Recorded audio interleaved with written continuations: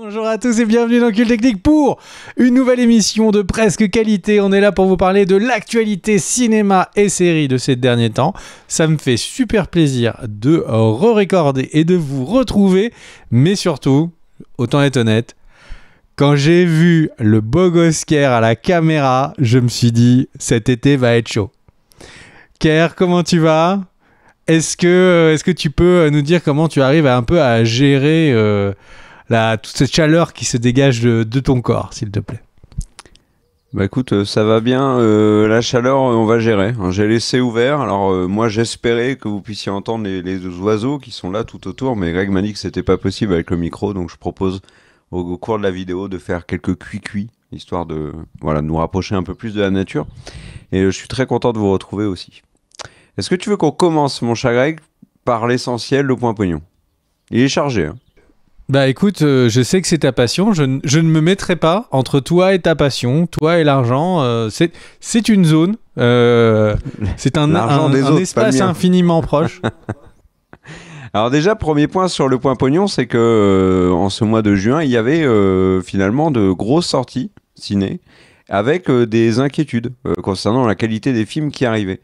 Et force est de constater que du côté de Dragon, d'Elio, de F1, donc le film avec Brad Pitt, hein, pas l'adaptation de l'histoire de la chaîne d'hôtel, et le film 28 ans plus tard, ont de vraiment bonnes critiques, puisqu'ils ils sont tous les 4 à plus de 80% sur Rotten Tomatoes.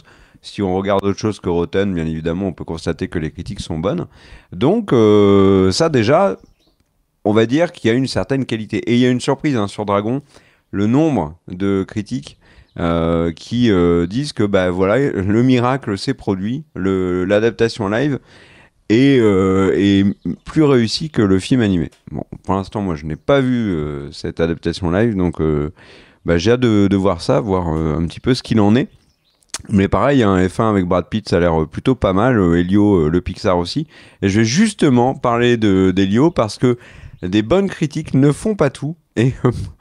Et pour Elio, c'est le moins que l'on puisse dire, puisque le film de Pixar, qui a eu, il faut le dire, une promo particulièrement étrange, a fait 20 millions de dollars pour son week-end de sortie aux US, 35 millions de dollars à travers le monde. Pourquoi tu dis une promo étrange, Kerr ? Je vais revenir dessus après. C'est tout simplement, mon cher Greg, le pire démarrage de toute l'histoire de Pixar au cinéma. Promo étrange, pourquoi ? Parce que déjà ils en ont assez peu parlé, ils en ont parlé relativement tard. Les bandes annonces n'ont jamais été des événements en soi. C'est passé derrière Lilo et Stitch. On peut d'ailleurs être très étonné que Disney sorte Elio quelques semaines après Lilo et Stitch qui ravage le box-office, et c'était évident. Donc, et là en plus il le coince entre Lilo et Stitch d'un côté et Dragon de l'autre. Alors, vous allez me dire, c'est deux adaptations live. Elio, c'est un film animé, mais mine de rien, Elio s'adresse à un public qui est plus âgé que Lilo et Stitch et Dragon. Donc, pour moi, énorme incompréhension au niveau du calendrier. La promo qui ne fonctionne pas, et ça s'est sanctionné tout de suite au box-office américain, puisque sur son week-end de sortie, Elio n'a non seulement pas pris la première place, mais il n'a pas pris non plus la deuxième place. Il a pris la troisième. Qui est en tête du box-office américain pour l'instant? C'est de Dragon, qui a déjà récolté 160 millions de dollars au box-office américain et 359 millions de dollars au box-office mondial. C'est une vraie réussite pour l'instant. Alors, il a besoin encore d'engranger un paquet de millions de dollars, bien évidemment, pour être rentable, mais on peut imaginer qu'avec l'été qui arrive, le fait que le film ait des bonnes critiques, qu'il y a un bon retour du public, on peut imaginer que le film va continuer de grossir. Donc c'est plutôt bien pour Dragon. Et alors c'est une surprise, parce que rappelons quand même que Dean DeBlois, le réalisateur, avait clairement fait comprendre qu'il faisait ce film uniquement parce que le studio lui avait dit nous on va faire une adaptation live, t'as pas le choix. Et lui avait dit je le fais parce que j'ai pas envie que quelqu'un d'autre le fasse. On sent vraiment que mine de rien, ce Dragon n'a pas... Alors, s'il a été fait avec amour, ils l'ont bien caché, le truc. Donc, la recherche de pépettes était plus que sur certains projets l'évidence, l'objectif numéro 1. Donc voilà, un peu, c'est cool pour Dragon, c'est une bonne histoire. Ça, alors, c'est une bonne histoire. Nous, on n'est pas du côté de la trésorerie de DreamWorks, mais c'est chouette parce que toi comme moi, on aime beaucoup les films Dragon. Et, j'aurais trouvé ça dommage, tu vois, que l'adaptation live soit bidon, que ça soit un flop et que ça entache l'image de la franchise. C'est pour l'instant pas ce qui est en train de se produire, donc c'est une bonne chose. L'autre bonne surprise, c'est 28 ans plus tard, donc qui est la suite de 28 semaines plus tard, qui était la suite de 28 jours plus tard. Accessoirement, je l'ai revu il y a peu et il a hyper mal vieilli. Le film de Danny Boyle de 2002. Donc là, c'est toujours Danny Boyle à la réalisation, c'est Alex Garland, le réalisateur de Civil War, qui est au scénario avec Danny Boyle. Les critiques sont excellentes, vraiment très bonnes, et il a très bien démarré aux États-Unis avec 30 millions de dollars pour son premier week-end. C'est le meilleur démarrage de la franchise. Alors il y a 3 films, hein, mais c'est le meilleur démarrage des 3. Et je ne sais pas si je vous l'ai dit dans une précédente vidéo, mais Danny Boyle a dit que Cillian Murphy allait revenir et qu'il y aurait une deuxième et une troisième partie à 28 ans plus tard. Donc voilà, ça c'est très cool. Qu'est-ce qu'il y a d'autre à dire ? Je reviens sur Elio. Alors je vais revenir maintenant sur le box-office français. Tiens, un petit point sur le box-office français. Elio a fait le pire démarrage de tous les Pixar également en France le jour de sa sortie. Donc voilà, là on est sur du lourd. Et si on fait un peu le point sur le box-office 2025, je vous avais dit dans une vidéo précédente que le mois d'avril avait été catastrophique, historiquement catastrophique pour les salles en France. Globalement, c'est une année qui pour l'instant est très compliquée pour les salles. Il y a une vidéo d'ailleurs sur la chaîne qui en parle et on fait un peu un débat sur savoir pourquoi est-ce qu'aujourd'hui on va moins au cinéma. Donc n'hésitez pas à aller voir ça. Lilo et Stitch est leader pour l'instant des sorties 2025 en France avec 4 millions d'entrées. On n'a absolument pas pour l'instant de raz-de-marée comme on avait pu le voir l'année dernière, autant avec Vice Versa que bien évidemment avec un petit truc en plus et Le Comte de Monte Cristo, bien plus que Vice Versa d'ailleurs. Donc on n'en est pas là. Le dernier Tuche a fait 3 millions d'entrées. Globalement, ça avait l'air un peu décevant pour ceux qui l'ont fait. Minecraft a fait que 2,6 millions. Mission Impossible est à 2 millions. Il y a quand même 14 films qui ont fait le million, donc c'est bien. Mais il y a quand même des gros échecs. Thunderbolt n'a fait qu'1 million d'entrées en France. Blanche-Neige, 1 million aussi. Il a été battu par le film de Franck Dubosc, par exemple, Un ours dans le Jura, qui a de bonnes critiques. Captain America Brave New World a beaucoup déçu avec 1,6 million. Voilà. Bon, pour l'instant, si on regarde un petit peu ce qui est encore à l'écran là, Elio, ça va être un naufrage. Dragon, ça marche tranquillement. Il a déjà atteint le million, mais va-t-il faire beaucoup plus ? On verra. Mais la situation de la fréquentation en salle n'est pas bonne. Et si je reviens au niveau mondial, si tu le permets, mon cher Greg, Ballerina et franchement, échec. C'est un refus. C'est un refus, mais écoute, j'en prends note et je continue. Non, donc, mais est-ce que tu penses pas que le Formule 1 qui arrive là, il sent bon pour être un gros carton? Tu disais bonne critique, il a une campagne classique, costaud et tout. Non, j'y crois pas. J'y crois il pas a parce le que seal of characteristics. Il y a peu de temps, il y a eu Gran Turismo qui est Brad sorti en Pitt salle. a clairement des gros muscles. Enfin, tu vois, c'est vraiment ils ont tout donné pour le film. Oui, mais enfin, t'as pas besoin d'avoir des très gros muscles pour être pilote de Formule 1. Je sais pas. Comment tu tournes le volant Il faut quand tu fais marche arrière, faut quand même s'accrocher, tu vois, à l'arrière du baquet comme ça pour regarder. Ouais, attends. Piastri a pas l'air très musclé. Mais alors, le truc, c'est j'ai un peu de mal à y croire. Pourquoi ? Parce qu'il y a eu Gran Turismo il y a 2 ans, que le film avait des critiques qui étaient pas cata. Alors ok, il est sorti, il me semble, en août, ce qui était un mauvais mois. Mais il a pas marché du tout. Est-ce que je ressens pas une hype autour de F1. Là, tu vois, sur les films qui vont sortir, d'ailleurs, on va faire une vidéo sur les sorties les sorties de l'été. Il y a des films qui arrivent bientôt qui sont beaucoup plus attendus que F1. Après, ça peut être une bonne surprise aussi. Le box-office et nous habitue à des surprises, des choses qu'on n'avait absolument pas envisagées, que ce soit dans le positif comme dans le négatif. Sur les dernières années, on a quand même constaté qu'il y avait beaucoup de choses qui étaient d'énormes échecs qui n'étaient pas attendus. Des gros succès inattendus comme Sinners par exemple, cette année. Donc voilà, je refais un point quand même sur le box-office de l'année pour vous dire que Minecraft est toujours en tête, mais là c'est une question vraiment de quelques jours parce que Lilo et Stitch va le détrôner. J'ai mis de côté le film chinois Nisa 2 parce que je vais pas le redire comme chaque semaine, mais si je vais le redire, tiens, le box-office du film a l'air complètement stoppé alors qu'il est encore en salle dans plusieurs pays et qu'il n'y a plus de mise à jour des recettes en Chine. Donc je ne sais pas pourquoi est-ce que Box Office Mojo et d'autres sites références de Box Office aux US bloquent les recettes de Nisa 2. Il y a un truc. Ils veulent peut-être pas que... Là, pour moi, ils veulent pas que le film dépasse les 2 milliards, clairement. Enfin, officiellement les 2 milliards, parce qu'on sait qu'il les a dépassés. Donc Minecraft est deuxième, Lilo et Stitch troisième. Mission Impossible a dépassé les 500 millions, mais on est très loin de ce que faisaient les meilleures Missions Impossibles. Je le redis par rapport à la précédente vidéo, mais c'est quand même c'est quand même incroyable surprise. Que même dans les reviews de Box Office, il y a comme ça de la conspiration. Oui, bien sûr. Donc je disais Mission Impossible, ce qui est étonnant, c'est que c'est la suite d'un film qui avait été un énorme échec. Donc c'est la deuxième partie. Donc au final, le film avec Tom Cruise s'en sort plutôt bien. Et moi, je trouve qu'il a une promo tellement chelou qui était centrée uniquement sur une cascade de Tom Cruise sur l'avion. On l'a vu partout, ce truc. Ok. Mais voilà, si tu vous regardes un peu le box-office, dès la 5e place, et Captain America, c'est échec. Thunderbolt, échec. Sinners, énorme succès. Mais qu'on peut relativiser du fait que c'est un film R-rated. Donc du coup, il a une moins...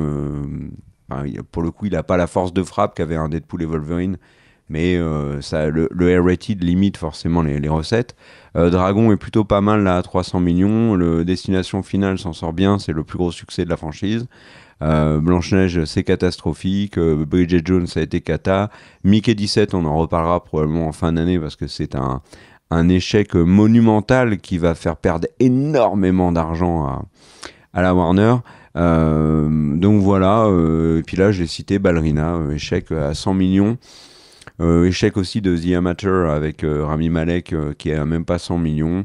Enfin voilà, il y a vraiment des choses un peu... c'est une année pour l'instant très chelou. On verra si les sorties qui arrivent, notamment Superman, les 4 Fantastiques entre autres, vont pouvoir relancer le box-office. Mais tu vois, même sur ces deux films-là, moi j'ai vraiment des gros doutes, hein. Il n'y a pas de garantie. Il n'y a pas un Avengers qui arrive et qui, quoi qu'il arrive, va faire tranquillement son milliard. Si c'est un échec, il fait son milliard. Si c'est une réussite, il fait plus de 2 milliards. Mais on n'a pas ces garanties-là. En cette période de l'année, le seul film qui, pour moi, était une garantie évidente, c'était Lilo et Stitch. Et sinon, il faudra attendre la fin d'année avec les deux autres films qui... à mon sens, ont la garantie d'être des cartons, qui sont Avatar 3 et bien sûr Zootopie 2. Voilà mon cher Greg pour le point pognon. Très court. Moi je crois bien, alors on parle pas de 2 milliards, mais moi je crois bien à F1. Réalisateur de Top Gun Maverick, les muscles, mais d'ailleurs Tom Cruise soutient le film de Brad Pitt. Hein. Ouais, Tom Cruise est allé à une avant-première avec Brad Pitt pour dire à quel point le film était super. La dernière fois qu'il a fait ça, c'était sur The Flash.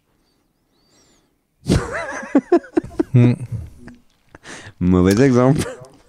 Oui, tout à fait. Mais bon, ça ne change rien au fait que F1, moi j'y crois, on va voir. Alors j'ai peur d'être déçu en allant au cinéma, mais c'est un sport qui a le vent en poupe et tout depuis longtemps, mais là avec le Netflix, ça a ramené un public plus large sur le docu. Il y a pas mal de choses. Les plans ont l'air d'être très stylés. Si la réa va jusqu'au bout des promesses, ça peut être vraiment un film coup de poing sur cet été. Alors, si vous aimez vraiment la Formule 1, le mieux c'est quand même de regarder la saison en cours. Voilà. Niveau cinéma, on n'a pas le droit, quoi.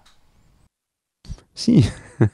Si t'as envie d'aller voir un truc au ciné, mais j'ai des doutes sur le côté très réaliste de la Formule 1, dont les aspects, moi, et beaucoup d'aspects de la Formule 1 m'échappent parce que c'est très complexe, hein, mais j'ai quand même de gros doutes sur le fait que le film soit très réaliste. Voilà. Ok. Déjà, Brad Pitt, il est sacrément âgé. Hein. Je m'attends. De mon côté, je vais attendre de voir le film. Alors, petite information, le dernier trailer de la série Sandman, que j'avais particulièrement apprécié pour sa saison 1, eh bien, aura donc une saison 2 ultime, comme vous le savez déjà. Et on a toutes les dates. Sachez déjà que la série va être découpée en 3 parties. Le 3 juillet pour la première, le 24 juillet pour la deuxième, et le 31 juillet pour l'épisode final. Donc Netflix qui décidément va vraiment... Ça me fait plaisir. Ça me fait plaisir parce que tu vois, moi je répète la news sur 28 ans plus tard. Toi, tu répètes la news sur Sandman. On a nos news qui reviennent comme ça parce qu'on y tient. On avait effectivement déjà dit qu'il y avait eu les 3 parties, mais c'est le cœur de ma news, c'est le fait que c'est la dernière vidéo trailer de Sandman qui a été diffusée. Évidemment, si vous ne voulez pas vous faire spoiler, ne le regardez pas. On a eu plusieurs je sais pas si c'est ses cousins, ses frères et sœurs, je ne sais plus quel était le terme. C'est frères et sœurs, me dit Daniel. Qu'on a vu dévoiler. Donc voilà, j'ai hâte de voir. On l'avait déjà dit, mais c'est vraiment la stratégie Netflix. On a tout est en train de s'étaler, mais bon. C'est un peu la logique. Spider-Man, A Brand New Day. Ça arrive quand d'ailleurs ? Attends, excuse-moi, la première partie c'est quand ? Parce qu'on l'a dit plusieurs fois, mais j'ai pas retenu. Du coup, dans cette vidéo, 3 juillet, c'est la première partie.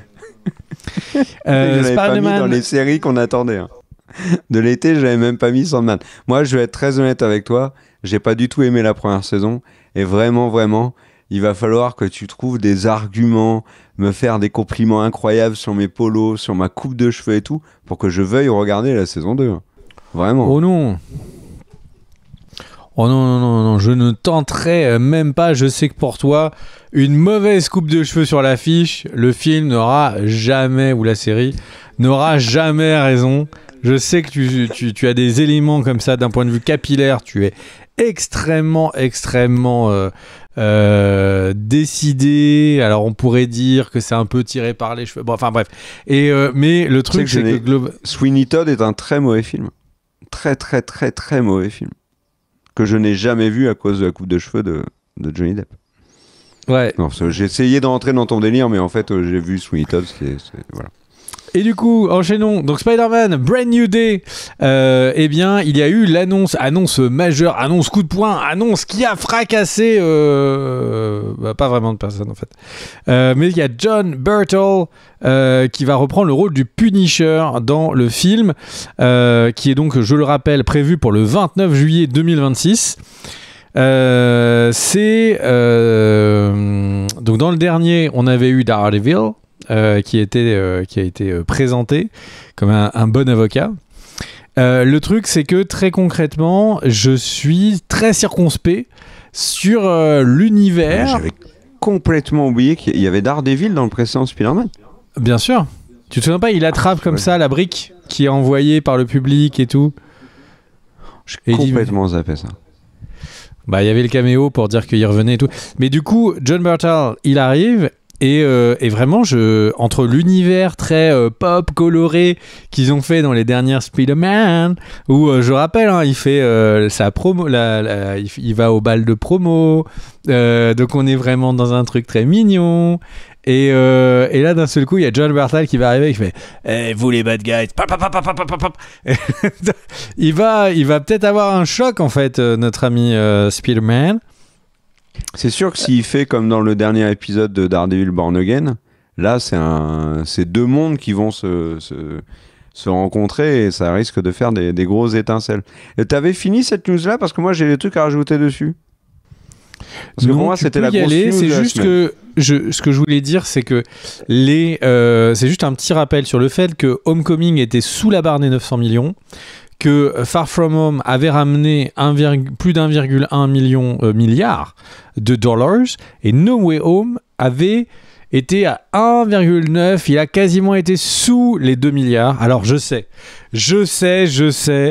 qu'il y a le petit milieu conspirationniste des box-office qui disent que le film a dépassé 2 milliards, mais que le lobby d'Hollywood a voulu empêcher Spider-Man d'arriver à 2 milliards. Je sais tout ça, mais le truc, c'est que donc il n'y est pas arrivé à 2 milliards. Donc Sony et Disney doivent avoir des envies de encore plus péter la baraque et donc d'être très grand public. Et donc c'est pour ça que je suis très surpris de John Bertal, qui va arriver dans un film qui a sans doute des aspirations particulièrement grand public. Donc peut-être que ça va être la phase un peu plus dark, peut-être qu'il va être habillé tout en noir de Peter Parker. Mais ce que j'allais dire, il est souvent habillé en noir, Punisher. Ouais, je trouve ça très chelou comme vraiment c'est deux salles, deux ambiances. Hein. Vraiment, on n'est pas sur la même musique. Hein. C'est exactement ce qui m'a surpris moi dans cette news. L'arrivée du Punisher dans Spider-Man 4 s'inscrit quand même dans un contexte où il y a énormément de questions autour du film. Pourquoi ? Parce que dans le calendrier initial, il y avait donc les 4 Fantastiques, Avengers Doomsday, et ensuite on avait Spider-Man 4. Avant Avengers Secret Wars. Et il était censé, ce Spider-Man-là, selon d'innombrables rumeurs, avoir des éléments qui nous amenaient qui faisaient la liaison entre Doomsday et Secret Wars. Le problème, c'est que Disney a changé le planning. Et maintenant, Doomsday sort après Spider-Man 4, qui est, une fois que les 4 Fantastiques sont sortis, qui sera le prochain film du MCU. Donc, il y a eu, là en ce moment, il y a énormément de rumeurs, notamment sur le fait qu'ils ont complètement retravaillé le scénario pour que le film ait soit une sorte d'intro, ait des éléments introductifs à Doomsday potentiellement, mais surtout développe un truc suffisamment vénère pour que ce ne soit pas un Spider-Man Homecoming ou Far From Home, mais ce soit un Spider-Man qui marque énormément les esprits, à l'image du précédent, qui avait marqué les esprits, bien évidemment, pour les 3 Spider-Man ensemble. Dans les rumeurs qui reviennent beaucoup, il y aurait l'association de Spider-Man avec plusieurs super-héros, dont le Punisher, qui apparemment n'aurait pas qu'un petit rôle, et potentiellement pour affronter Hulk, qui pourrait être un mode très vénère de Hulk. Donc ça, c'est dans les rumeurs. Ils n'ont pas officialisé, d'ailleurs, au moment où John Bertal a été officialisé, ils n'ont pas officialisé que ça. Ils ont confirmé que Zendaya serait également de retour. Ils ont confirmé également que Jacob Batalon, donc le meilleur ami de Peter Parker dans le film, donc Ned, serait aussi de retour, mais ça, c'est pas une surprise. Et il y a une petite anecdote autour de John Bertal et de Tom Holland qui circule beaucoup depuis qu'il y a eu l'annonce de son arrivée sur le film. Mais les deux acteurs, apparemment, se coachaient au moment des audiences, pas du tout, au moment des auditions qu'ils passaient pour décrocher leur rôle au sein de Marvel. Donc d'un côté Bertal pour le Punisher, de l'autre côté Holland pour Homecoming.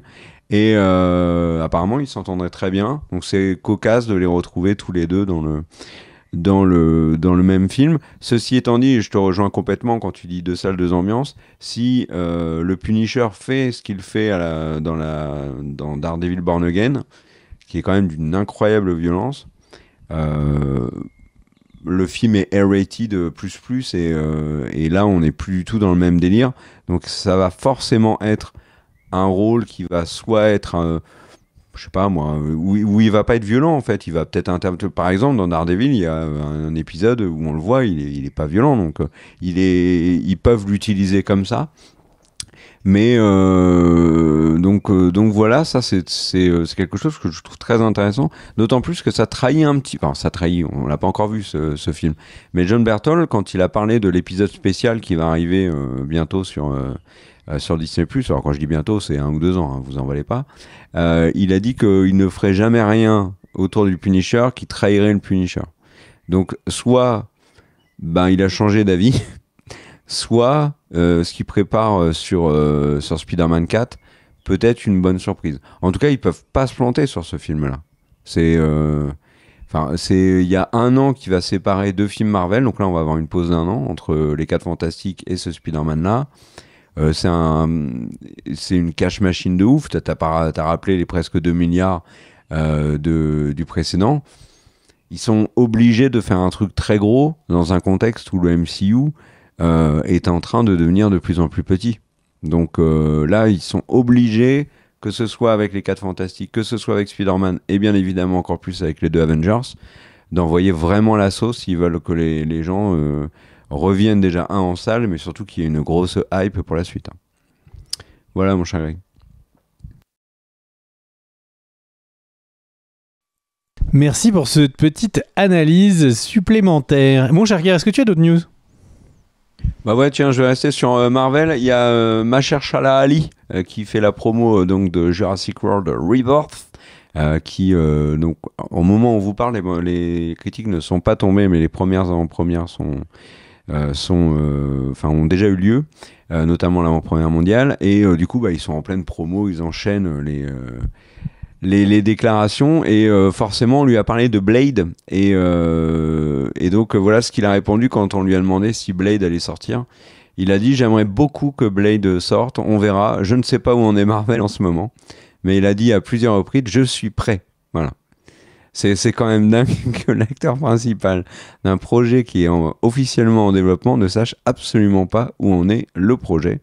Donc voilà, puis j'ai une autre petite news pour vous dire qu'il y a Est-ce que je voudrais réagir à Jurassic World c'est la première fois que je vais pas voir un Jurassic Park au Jurassic World dans sa première semaine de sortie, parce que je suis absolument pas hypé, et le dernier m'a tellement relouté que vraiment c'est la première fois que cette licence ne m'attire pas en salle. Vraiment, la première semaine, le premier moment, là je suis plus chaud pour aller voir d'autres films. Vous avez cru comprendre que j'étais chaud pour aller voir F1, mais là vraiment je suis moi-même surpris par ma non-envie totale de voir le film rapidement. Ouais, je verrai, mais rapidement, pas du tout. Alors, je vais pas trahir un secret en disant que je suis un amoureux fou de Jurassic Park. Je suis pas allé voir Dominion. Je suis pas allé voir Dominion au cinéma. C'est bien ce que je dis. Comment tu peux dire cette phrase ? Et toi non plus, tu l'as pas vu au cinéma. Bien sûr que je suis allé voir au cinéma, mon pote. Ah ouais ? Bah tu vois, je m'en rappelle plus. Mais moi, en tout cas, Dominion, quand j'ai vu la tronche des critiques, j'ai vu les propos de Colin Trevorrow, le réalisateur. Moi j'ai fui le truc, je me suis dit: au secours, c'est pas possible, ils vont massacrer le machin. Et quand je l'ai vu, c'était encore pire que ce que j'avais imaginé. Sauf que là, sur ce Rebirth, il y a les bandes annonces étaient le pitch m'a très clairement, moi j'ai vu plein de gens s'envoler sur le pitch, moi je me suis dit: au secours, le pitch. Le fait qu'il y ait encore des hybrides, et alors en plus là les mecs ils arrivent, ils disent: oui, alors là on a fait un hybride, on a pris le Rancor de Star Wars, on l'a croisé avec un pigeon voyageur, le machin il crache du feu, c'est génial, vous allez voir, c'est un hybride de ouf. Moi, je le redis pour la 150e fois, j'ai exagéré, il crache pas du feu. Le truc c'est que les fans de Jurassic Park ont toujours dit la même chose, c'est: il y a 2 règles, on ne tue pas un T-Rex. C'est pour ça que les gens détestent Jurassic Park 3. Et la deuxième règle, on s'en fout des hybrides. Laissez-les dans votre placard à idées et faites-nous des dinosaures. Il y a eu des centaines et des centaines d'espèces de dinosaures. On n'est pas obligé de se dire: tiens, je vais aller chercher le Rancor de Star Wars pour faire Rancor croisé avec un alien. D'ailleurs, Daniel le met à l'image actuellement. Pour faire un nouveau dinosaure. Prenez des dinosaures qui ont existé. Et voilà, on n'est pas obligé de faire dans la surenchère. On n'est pas obligé que le carnivore vénère du film il fasse 35 mètres et que il puisse pourchasser un bombardier en plein vol. On n'a pas besoin de tout ça. On veut juste des dinosaures. Nous, on aime les dinosaures. Point barre. On est des gamins. On veut des dinosaures. Laissez-nous nos dinosaures. Donc le truc, quand il y a eu le pitch, les hybrides et les premières images, moi, je me suis dit: ils sont arrivés avec ce film. Rappelons que Dominion était la fin de Jurassic World et de Jurassic Park. Ils avaient dit: plus jamais, les mecs. Profitez de ce film, parce que là, on a fait le Avengers des Jurassic. On a mis le casting des parcs et le casting des World ensemble. On n'ira plus jamais faire un film comme ça. Quelques mois après, ils sont arrivés en disant: on a une idée, on va en faire un. Et ils nous ont vendu le truc en disant on a repris le scénariste de Jurassic Park, David Koepp, qui lui est arrivé en disant bah moi je vais aller chercher le livre de Michael Crichton, et puis en fait il avait fait des trucs dans le parc Jurassic que Spielberg n'a pas adapté, donc ça va donner des super idées et tout. Ils ont dit que ça allait couper complètement avec les deux précédents films. Accessoirement, le casting des parcs et le casting des Worlds arrête pas de faire de l'appel de pied en disant on est là, nous on veut bien revenir. Ok. Au final, moi je vois pas de vraie coupure avec ce qui a été fait avant. Par contre, le dernier trailer, je l'ai trouvé plus solide, et il y a un truc qui m'a fait dire, quand j'ai vu cette scène, je me suis dit ok, bah écoute, t'auras ma monnaie. C'est l'extrait où on voit le mosasaure qui est en train de nager autour du bateau avec Scarlett Johansson et le mec de Bridgerton. Alors, le mec de Bridgerton, accessoirement, faudrait que je fasse des recherches, mais je crois qu'il a un nom. Hein, parce qu'on l'appelle tous le mec de Bridgerton, mais il doit avoir un nom. Je suis pas sûr, mais voilà. Donc, moi, je vais aller le voir. Franchement, je vais aller le voir. Si tout va bien, je vais aller le voir à la sortie. Voilà, mon cher Greg. Ah là, cette image, tu vois, qu'a mis Daniel, il y a deux spinosaures et un mosasaure qui nagent à côté d'un bateau. Genre pour nous qui aimons les on a l'impression que c'est une blague raciste, ton truc. C'est du popcorn. Il y a deux spinosaures et un blamosaure qui rentrent dans un bar. Non, pas du tout. Alors le truc que je voulais dire avant que tu parles de Jurassic World, mais c'était intéressant, c'était qu'il y a, alors j'ai pas tous les détails, notamment la sortie, je suis désolé, j'avais pas pris d'en parler, mais je vais le dire parce que je pense que ça va faire plaisir à beaucoup. Il y a un comics qui est en préparation sur un crossover de Batman et de Deadpool, et ils ont notamment révélé qu'il y a d'autres personnages qui seront de la fête, et il y a notamment des images où on voit Daredevil et Green Arrow ensemble. Donc le comic sur Batman et Deadpool est écrit donc par Kevin Smith et Adam Kubert, et pour la date de sortie, si vous avez plus d'infos, n'hésitez pas à le dire dans les commentaires, ça intéressera à mon avis beaucoup de gens.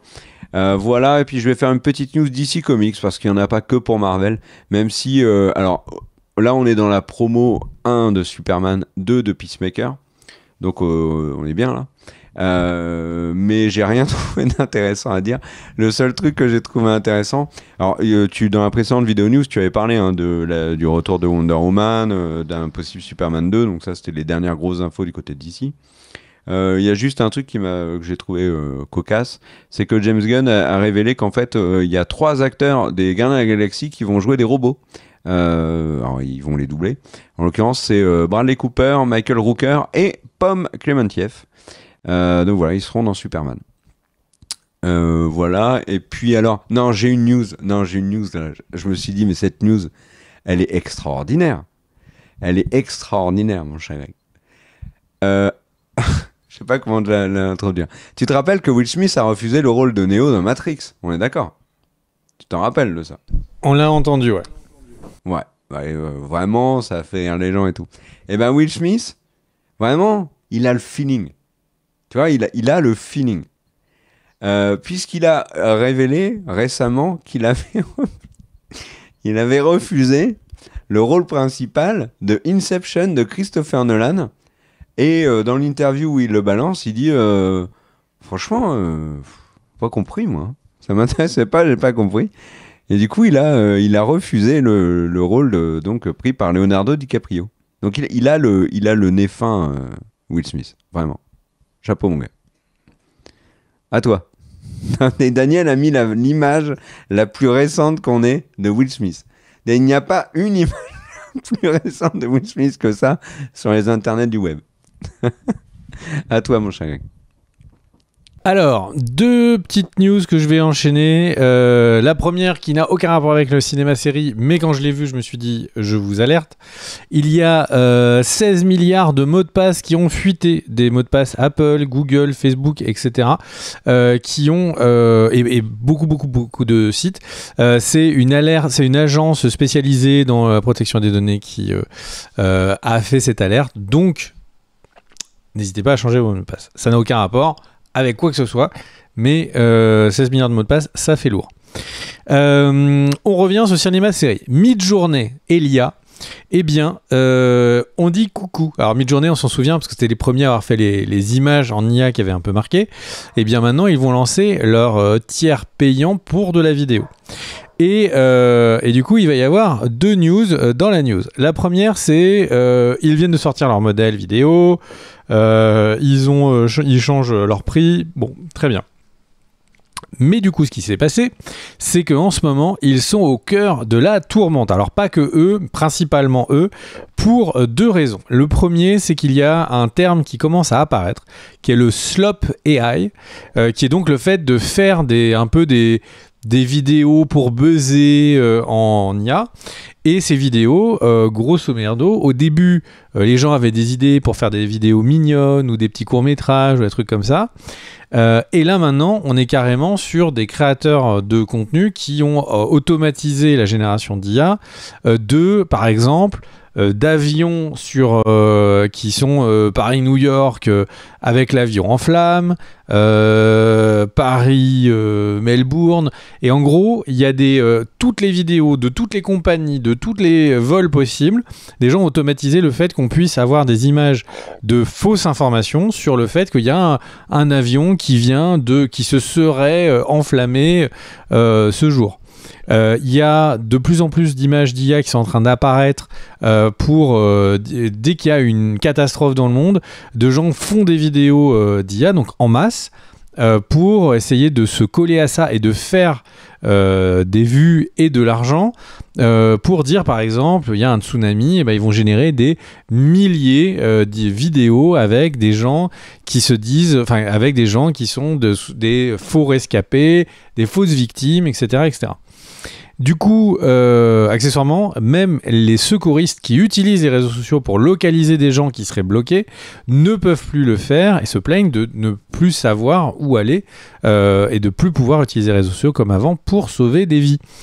Donc évidemment, ça fait beaucoup de mauvaise presse aux générateurs d'IA pour faire des vidéos, mais c'est pas fini, puisque les combats qui étaient à l'origine menés par exemple le New York Times autour de la défense de droits d'auteur, et bien là maintenant c'est Disney et Universal qui viennent d'intenter donc il y a quelques jours un procès contre Midjourney. Et alors ma chère Danielle, je ne sais pas si tu as le déroulé avec toi, mais je t'invite à y aller et à chercher la petite image. En gros, ce dont ils se plaignent, c'est que Midjourney n'est pas très regardant sur les droits d'auteur.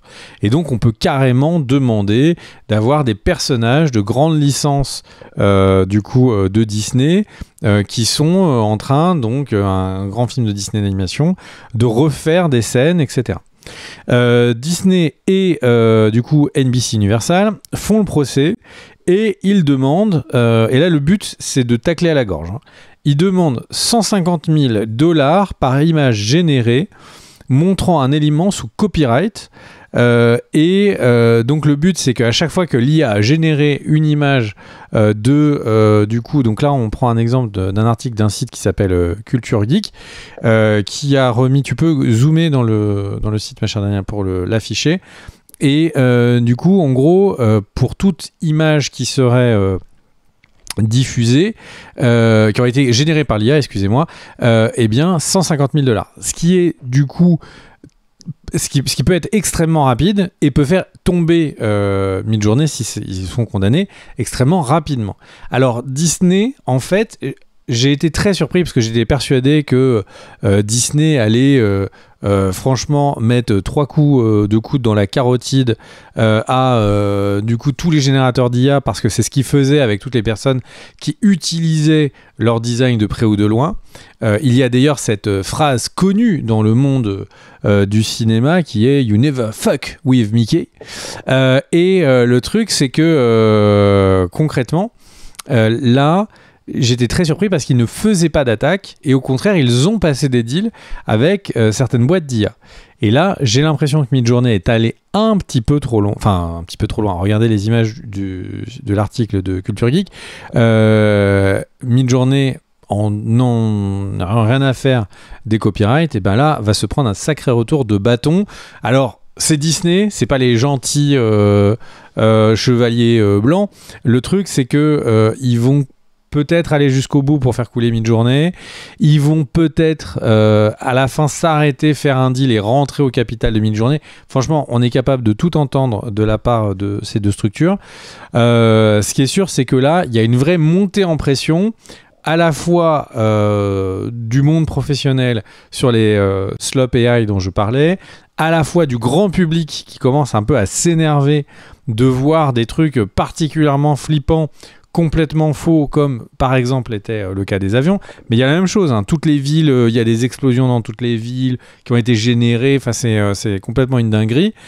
Le truc, c'est que derrière, il y a les ayants droit qui commencent à se demander s'il ne faut pas aller dire en tant qu'outil pour faire nos films moins chers, c'est cool, en tant que truc qui peut faire les films sans nous, peut-être problème. Qu'est-ce que tu en penses, toi, un petit peu de ça? Est-ce qu'il est trop tard pour qu'ils attaquent? Est-ce que tu penses qu'il va y avoir un mouvement contre l'IA qui va commencer à apparaître? Qu'en dis-tu, Car? Moi, je suis très inquiet par ce que tu viens de dire, parce que si ma mémoire est bonne, Disney avait travaillé avec Midjourney pour faire le générique de Secret Invasion. Donc, s'ils sont en conflit ou s'ils coulent Midjourney, nous n'aurions potentiellement pas de nouveaux génériques faits par ce biais pour la saison 2 qu'on attend tous de Secret Invasion. Déjà. Le truc pour être plus sérieux, le truc de l'IA, des petites vidéos, enfin, c'est toi qui m'as expliqué ça, hein, je ne connaissais pas, mais de faire des vidéos IA pour montrer des drames et tout, je comprends pas. Alors, il doit y avoir un public. Qui est ce public? Pourquoi? Surtout, je me dis, le monde actuel nous prouve quand même. Non, mais c'est ça qui est piégeux. Suffisamment d'horreur, pas besoin d'en inventer avec de l'IA.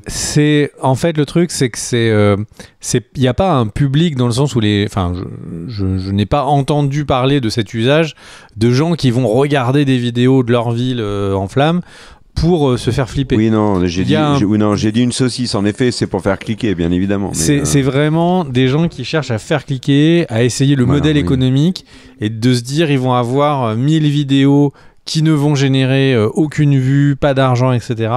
Mais il y en a une qui va faire un buzz, qui va être pris et qui va peut-être générer 500 ou 1000 euros d'un coup.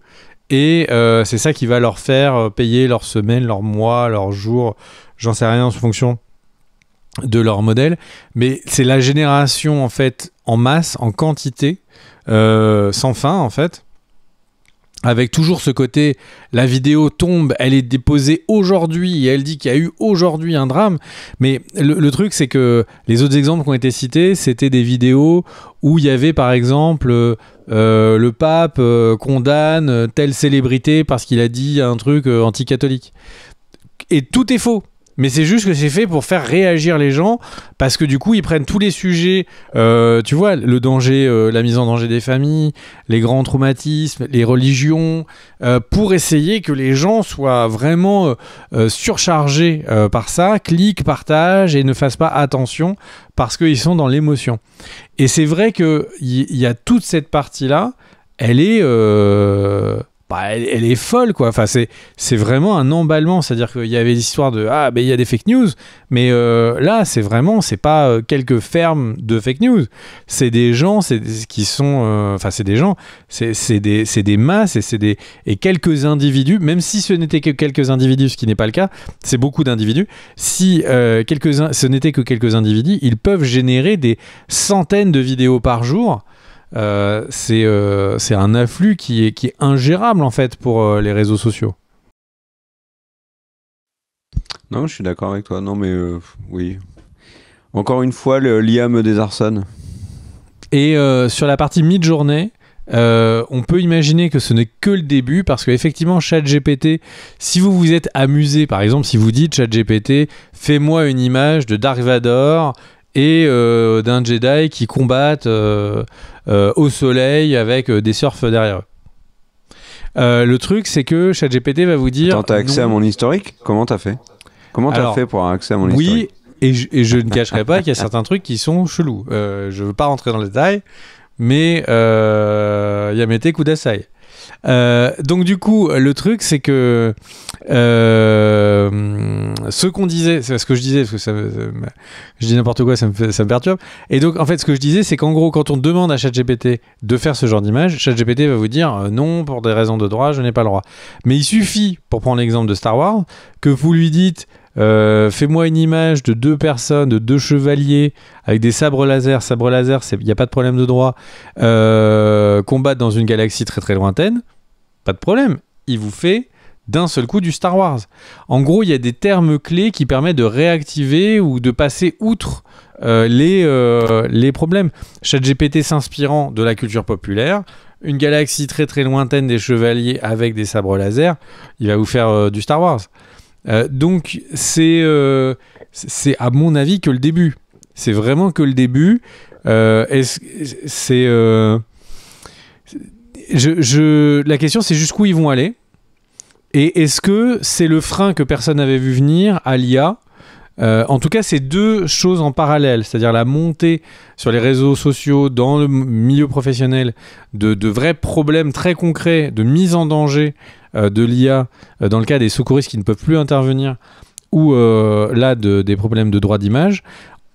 Est-ce que, et je le dis ça parce que je l'espère en fait, est-ce que ça va être un warning ou quelque chose qui va faire que les politiciens vont se dire attends, y a peut-être un truc qui part en cacahuète là, faut mettre des règles. Ouais. Bon. C'est pas encore maintenant que l'IA va me donner le moral, mon cher Greg. À mon tour, mon cher Greg, tu verras, c'est plus léger et moins anxiogène, bien évidemment, que le sujet est très intéressant que tu as abordé. Moi, ça va l'être beaucoup moins. Première news, elle est de toute fraîcheur, puisqu'elle date de janvier. Je l'avais mis de côté et j'avais oublié de vous la faire.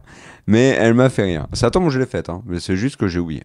L'acteur Tom Hollander, dans une interview auprès de Seth Meyers, a déclaré qu'il avait reçu accidentellement le bonus du box-office de Tom Holland pour les films Avengers. En fait, il s'appelle Tom Hollander. Tom Holland, il s'appelle Tom Holland. Vous voyez, globalement, ils ont des noms qui ont certaines ressemblances. Du coup, il y a eu une erreur administrative. Et il dit, j'ai reçu une somme d'argent absolument incroyable et c'était même pas la totalité, c'était que le premier versement, je n'avais jamais eu autant d'argent. Donc ça, j'ai trouvé ça très cocasse. Donc cette petite news. Et alors là, mon cher Greg, tu vas devoir choisir dans la catégorie donc des news. Franchement, on s'en fout. Qui reviennent régulièrement dans mes news sur Cult & Click maintenant. Prenez l'habitude. Je vais te faire donc 2 news. Est-ce que je peux me permettre de compléter ? Parce que cette news de Tom Hollander est une news du coup de début d'année. Ou compléter ? Compléter. Et en fait, donc Tom Hollander a depuis disparu. Il aurait été vu du côté des Bahamas, mais on ne l'a plus vu au cinéma. Tu disais parce qu'il joue en Pirates des Caraïbes ? C'est ça ?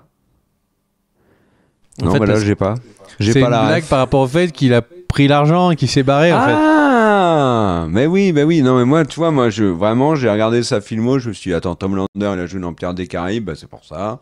Donc, ok, très bien. Donc, je te redis. Et vous, dans les commentaires, pareil, vous pouvez aussi voter et dire quelle est vraiment de ces 2 news, quelle est la news dont on s'en fout le plus.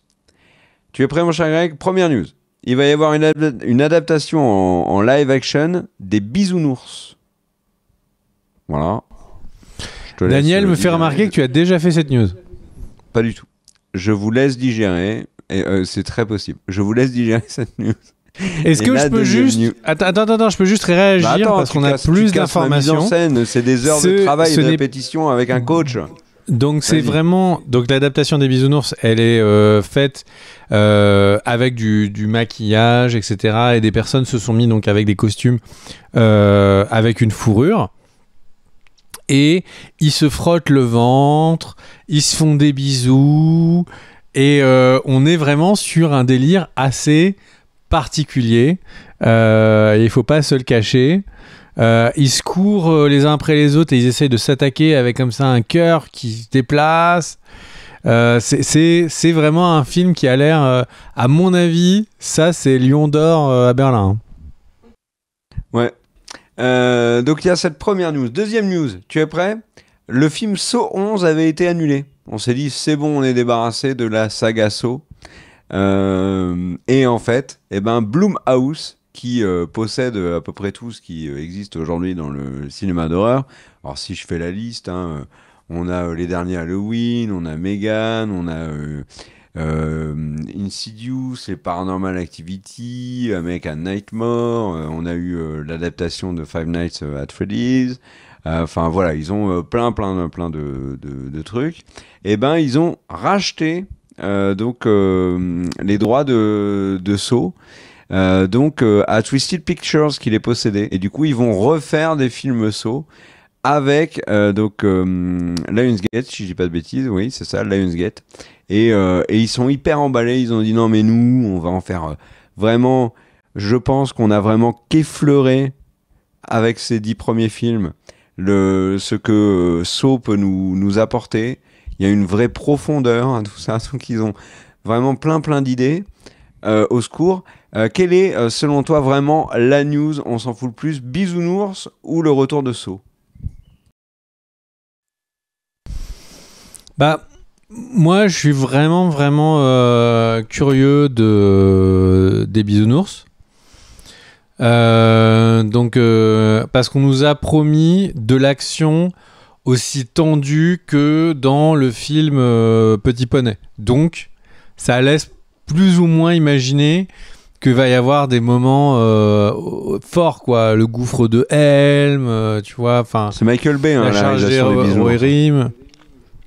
C'est Michael Bay à la réalisation. Ouais. Ok. Moi, ça serait plutôt la deuxième. Là, je suis au fond du seau. Franchement.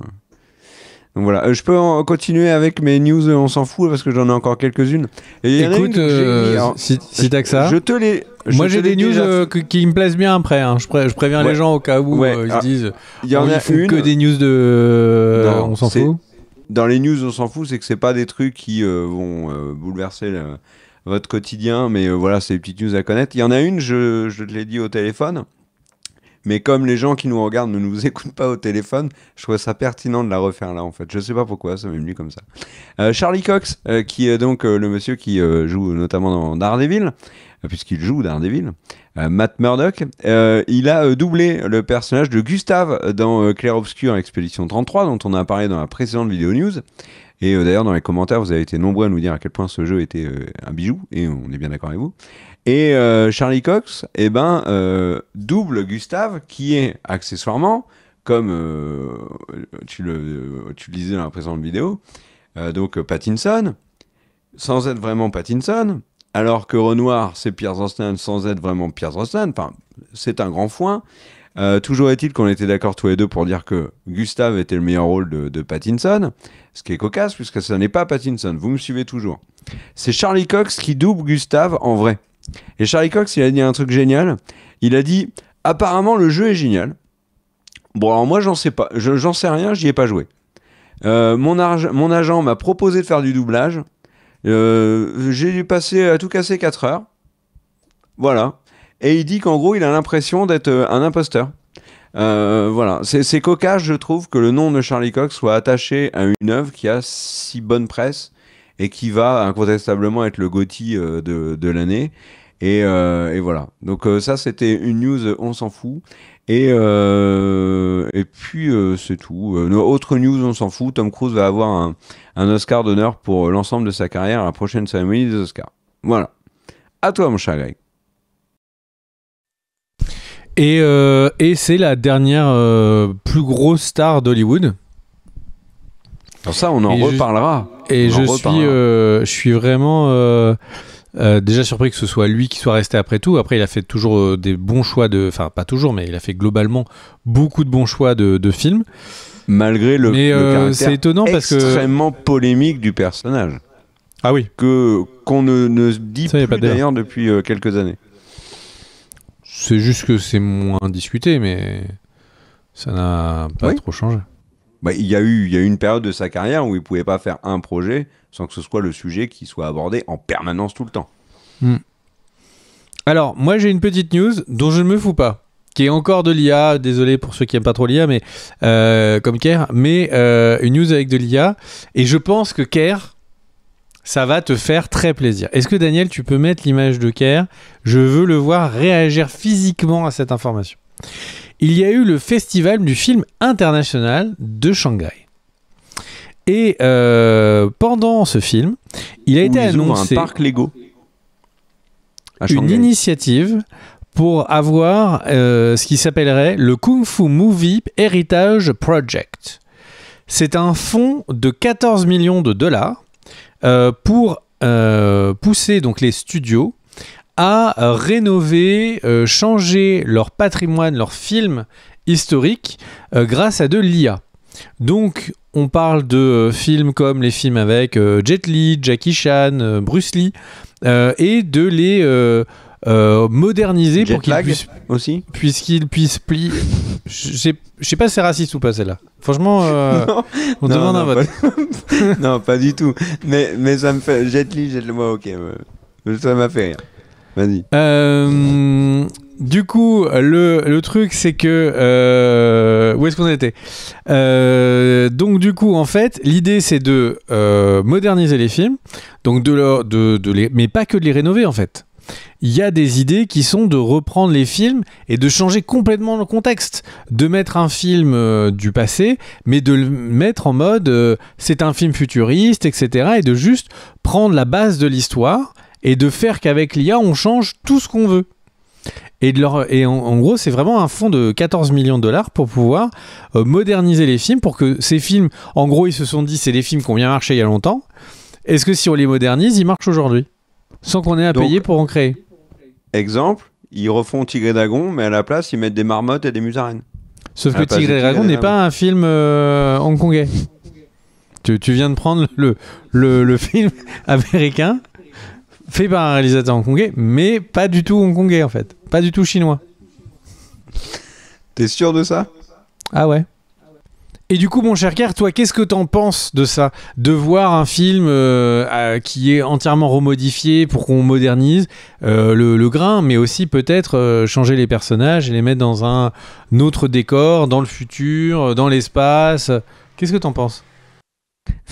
En fait, je me demande depuis tout à l'heure quel est l'élément dans cette news qui est censé me donner la joie d'être content, comme tu m'as teasé le truc tout à l'heure. Parce que si c'est pour améliorer la qualité de l'image, à la limite, tu vois, que ce soit beaucoup plus plaisant à voir, mais c'est pas du tout le délire. Si c'est juste remplacer un acteur, non, c'est pas possible. Hein. Une œuvre, c'est une œuvre. Tu vas pas dire, ah tiens, ce Van Gogh, je l'aime pas parce que j'aime pas le vert là, donc bouffe, je mets un truc à la place, puis pouf, il y a un bisounours qui apparaît sur un tableau de Van Gogh. Non, c'est pas possible. Arrêtons ça.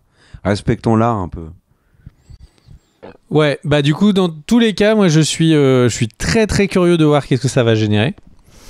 Et où est-ce qu'ils vont aller avec ça ? Parce que 14 millions pour restaurer des centaines de films, si on divise par film, si on divise par personne pour des films d'1 heure et demie qui vont passer de nombreux jours par seconde, ça va vite être épuisé. Mais je trouve que c'est vraiment une bonne idée de merde. si on se dit les choses, je trouve que c'est vraiment une vraie idée nulle. Ouais. Je te laisse. Et ma blague sur Jet Li, alors je l'ai sortie comme ça, hein, mais Jet Li était. Ah non, mais je sais que tu les écris pas. Donc en plus, non, t'inquiète. On sait que ça vient vraiment. T'as une communication directe avec plus haut, tu vois, et ça sort comme ça là. Ah mais un bon jeu de mots, voilà. Allez, à moi, donc j'en ai terminé avec les news. Voilà. Donc là, je vais vous parler de trucs un peu plus sérieux. Ah non, j'ai un truc qui me fait très plaisir de vous parler maintenant. Je vais vous parler de NBA pour vous dire, parler un petit peu des finales NBA, des audiences, puisque elles ont été très étonnantes ces audiences des finales NBA qui ont opposé donc d'un côté Oklahoma City, donc le Thunder contre les Indiana Pacers. Et figurez-vous que le premier match de ces finales a réalisé une audience catastrophique aux États-Unis, puisque c'est tout simplement, donc hors période de Covid, c'est la pire audience pour un match des finales NBA. Voilà, et de l'histoire. Hein. en sachant que ils ont commencé à calculer l'audience des finales en 86, si je ne dis pas de bêtises. Mais là où c'est intéressant, c'est que la finale, donc le duel qui s'est terminé en 7 matchs, a été tellement intense et étonnant que en fait, pour le Game 7, ils ont réalisé une audience donc déjà 2 fois supérieure au premier match, mais c'est surtout la meilleure audience pour un match des finales NBA depuis 6 ans. Donc au final, ils se sont particulièrement bien rattrapés. Et puisque on est tous les deux de très très grands amoureux de NBA, et je salue d'ailleurs tous ceux avec qui je parle NBA régulièrement, Marquis, Joachim et tous les autres, Pierre, etc. Un petit mot quand même dessus pour vous dire que si vous n'avez pas regardé, moi je vous conseille de vous intéresser à ces finales.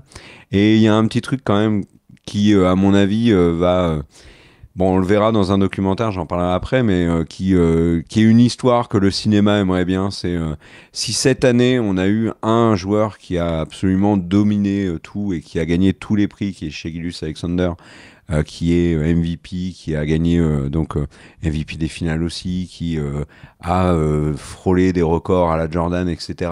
Au cours de cette année-là, force est de constater, et je veux lui rendre hommage, qu'il y a un héros dans ces finales de la NBA, et ce héros c'est Tyrese Haliburton, et qui a eu une histoire incroyable qui pourrait être contée, hein, franchement, un jour, ça fera partie des grandes histoires de la NBA, un joueur qui a commencé ses playoffs en étant qualifié par ses pairs de joueur le plus overrated de la ligue, donc le plus surcoté, et qui a fait des playoffs absolument extraordinaires, qui s'est blessé dans les derniers matchs, qui, malgré sa blessure, a décidé d'être présent sur le parquet et a fait un avant-dernier match très bon, permettant à son équipe d'aller au Game 7, et qui, dans le dernier match, s'est fait une blessure absolument atroce, qui est une rupture du tendon d'Achille. Et les images sont terribles, et ça, c'est un héros, c'est une histoire qu'on n'oubliera pas si on aime le sport, si on aime le basket. Donc voilà, et pourquoi je disais, alors j'en parle là parce que j'avais pas eu l'occasion d'en parler, et puis j'ai envie, voilà.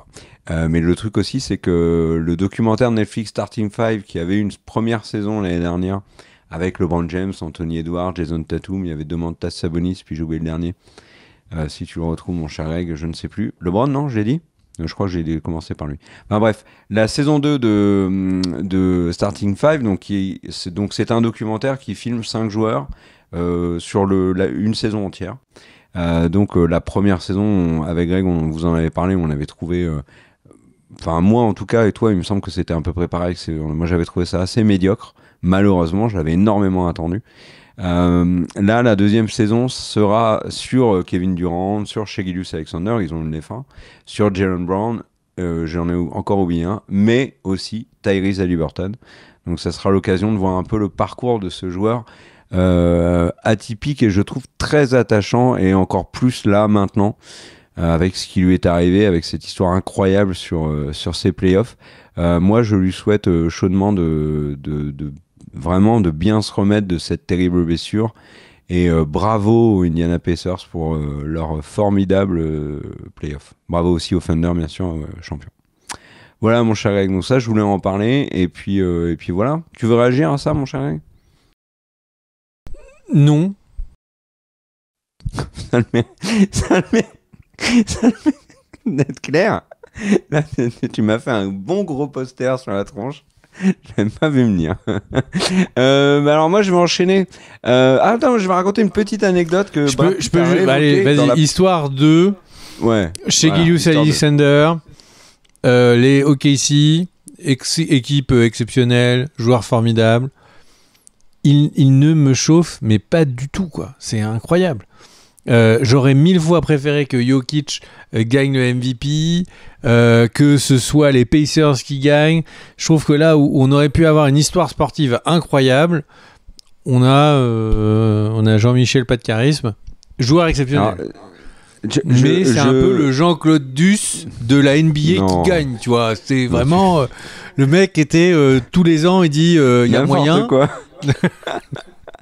Non, pas du tout. Non, mais alors le truc, et je suis d'accord avec toi, et on peut faire un parallèle avec ce qu'on a l'habitude de voir en série ou Avec les bronzés font du ski, et je t'invite à le faire. Non, c'est que en fait, nous, on aime bien les belles histoires, on aime bien les surprises, etc. OKC est une équipe qui a roulé, et chez Gilgeous Alexander, ont roulé sur la saison du début à la fin, avec quelques moments dans les playoffs où ils ont été mis en difficulté.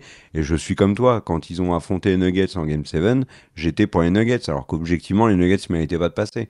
En finale, bien évidemment que j'étais à la fin pour les Pacers, parce que c'était la belle histoire. D'ailleurs, petite anecdote, sur les réseaux sociaux, au moment où OKC gagne le titre, il y a plus de réactions de personnes qui parlent des Pacers que de personnes qui parlent du Thunder. Donc ça a duré quelques heures, après ça a switché, et les grands médias ont parlé, et puis au final les interactions sur les réseaux sociaux parlaient davantage du Thunder. Tu me donnes une transition parfaite. De cette saison, c'est le Pacers.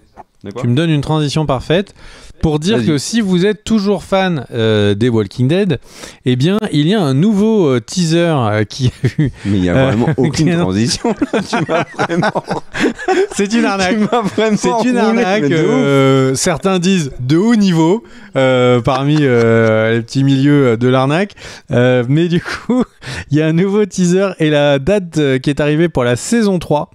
Et j'étais moi-même surpris, suivant plus la série, qu'il y avait la saison 2 était déjà passée. Et ce sera donc le 7 décembre 2025 que nous allons trouver Norman Reedus qui donc du coup se balade dans cette avec série. Carole. Je sais pas s'il y a toujours Carole dans la saison 3. Elle est dans les images de promotion de la série. Ok, très bien. Série vraiment dont je me moque pour l'instant beaucoup. Est-ce que moi je peux faire une petite news qui est vachement sympa Non, je souhaitais quand même enchaîner. Et du coup, enchaîne. Le truc, c'est c'est que si tu peux remettre l'image, ma chère Danielle, ce qui me plaît avec cette série, c'est peut-être ce qui me donne envie de la regarder, c'est le Mont-Saint-Michel. À titre personnel, c'est pour moi le truc qui m'intéresse le plus de la série. On verra si... Est-ce qu'ils se font des omelettes ? Est-ce que la mère Poudlard aura survécu ?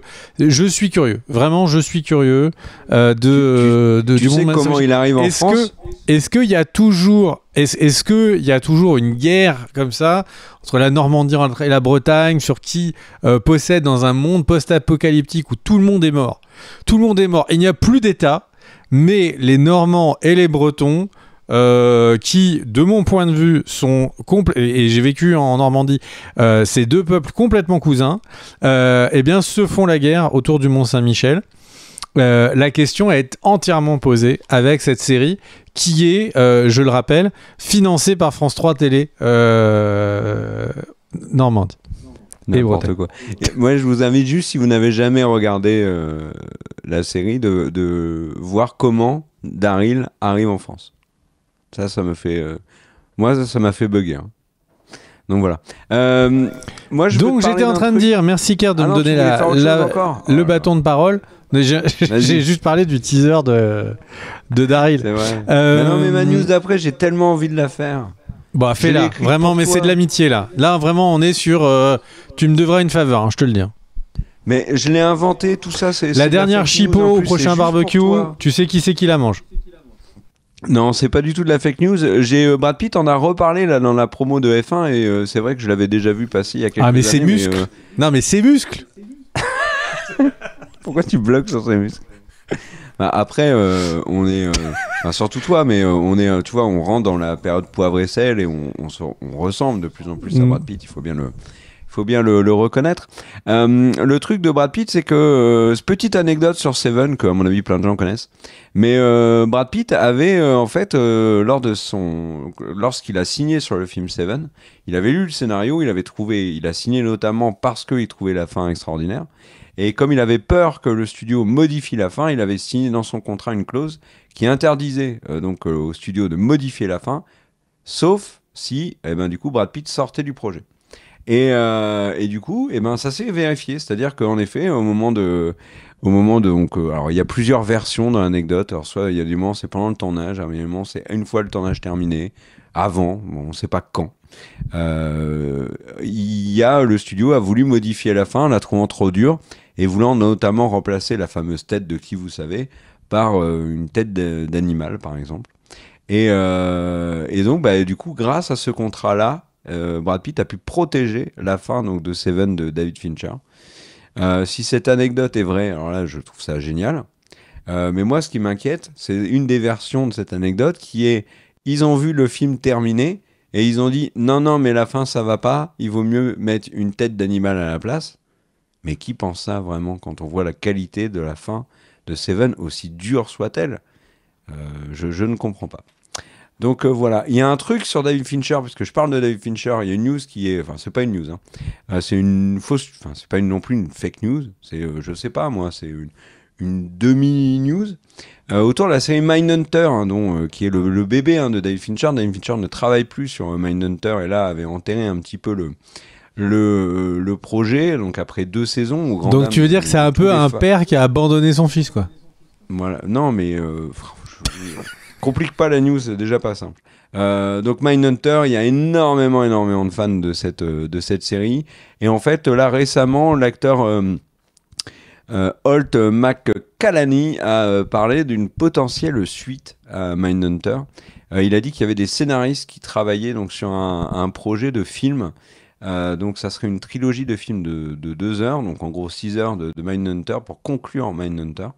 Mais il a dit que seul David Fincher aurait donc la possibilité de valider ou pas tout ça et donc de donner naissance ou non à une potentielle suite à Mindhunter qui est considérée comme une des meilleures séries de Netflix et surtout est très souvent citée comme une des séries n'ayant pas eu de fin. Une des meilleures séries n'ayant pas eu de fin. Donc voilà. Et puis je parlais de Brad Pitt, mais Brad Pitt, il va revenir, mon cher Greg, dans une fausse suite de Once Upon a Time in Hollywood, puisqu'il va rejouer son rôle de Cliff Booth, que je trouvais génial dans ce film. Ça va s'appeler Les Aventures de Cliff Booth. Et apparemment, c'est Tarantino qui a travaillé sur le scénario. Tarantino ne veut pas réaliser ce film, et c'est, figure-toi qui, tout est lié, c'est incroyable. C'est David Fincher qui va faire le film. Et puisque voilà, Brad Pitt a déjà croisé Tom Hardy une fois, ils se sont croisés, ils se sont salués. Et figurez-vous que la série avec Tom Hardy, donc Mobland, a été renouvelée pour une saison 2 par Paramount+. Et le PDG de Paramount+, qui est un grand fan de Highlander, ça tombe bien puisqu'il y a des infos sur le reboot d'Highlander, donc avec Henry Cavill dont tu as parlé à plusieurs reprises, réalisé par Chad Stahelski, qui a un nom vraiment... Et en fait, Russell Crowe va jouer dans le film. Et Russell le mec, il a rien demandé, il a juste un nom qui te fait briller la langue. J'arrive pas à dire, c'est tout. Et là, paf, c'est parti direct. Russell Crowe a croisé Dave Bautista une fois dans un salon. Et figurez-vous ce qui me donne une transition parfaite. Attends, j'ai pas sur fini. La nouvelle série finir en beauté. Disney. Dave Bautista est pressenti pour jouer dans Roadhouse 2 avec Jake Gyllenhaal et peut-être Conor McGregor. Voilà, mon cher Greg. J'ai vraiment fait que des news où tout était lié et de manière très limpide. À toi. Merci à toi pour ce que certains annoncerait comme une espèce d'AVC en direct. C'était particulièrement clair, effectivement. Du coup, Ironheart. Alors, Ironheart, il y a les dernières vidéos. Si vous ne voulez pas vous faire spoiler, n'en regardez aucune, puisque il y a des ne regardez pas non plus la série si vous ne voulez pas être spoilé. Et regardez la série puisqu'elle sort maintenant. En fait, au moment où on enregistre, là, c'est maintenant.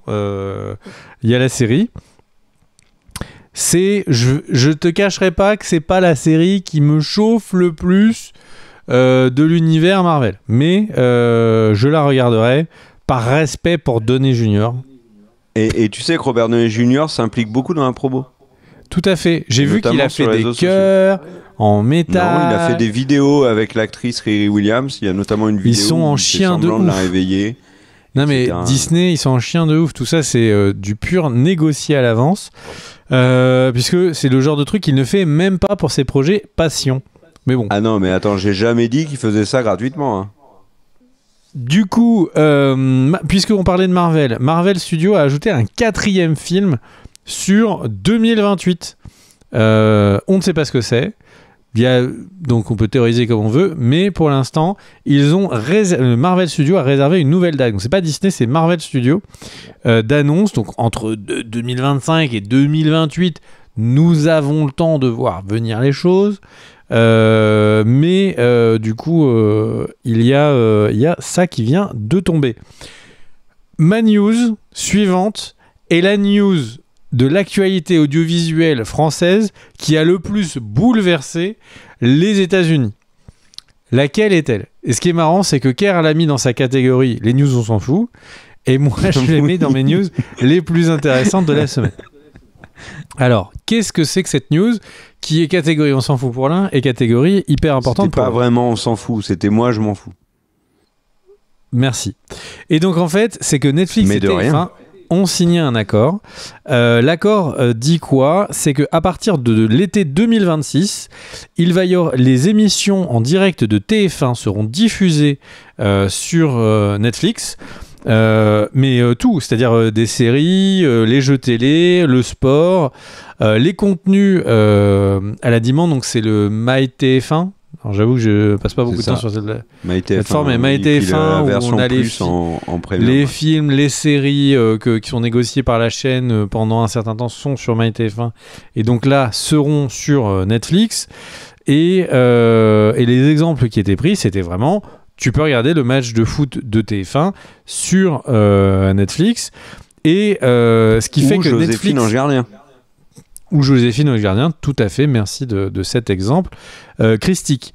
Le truc, c'est que Joséphine Ange Gardien, comme le foot, c'est la première fois que Netflix devient en France un agrégateur de contenu, c'est-à-dire qu'ils n'ont pas que les contenus qu'ils ont achetés, les contenus qu'ils ont produits, mais qu'ils ont aussi des contenus des autres. Et donc, c'est comme l'application MyCanal qui agrège donc les chaînes de télé qu'on peut regarder en direct de tout le monde. Ou encore, c'est ce que propose Prime Video avec le fait qu'on peut acheter les abonnements des autres plateformes, etc., etc. Donc là, c'est la première fois que Netflix fait ce genre de pas en France. Et il se trouve qu'il y a visiblement des liens naturels qui se sont faits puisque le patron actuel de TF1, qui s'appelle Rodolphe Belmer, eh bien, il a travaillé pour Netflix par le passé. Du coup, ça a créé un lien naturel entre les deux boîtes. Et du coup, le truc, c'est que donc cette news, elle est couverte par Hollywood Business, il y a des articles de fond qui sont écrits sur qu'est-ce que ça va changer, etc. Parce que très concrètement, en fait, le business prend cette news en se disant mais qu'est-ce que fait la chaîne française?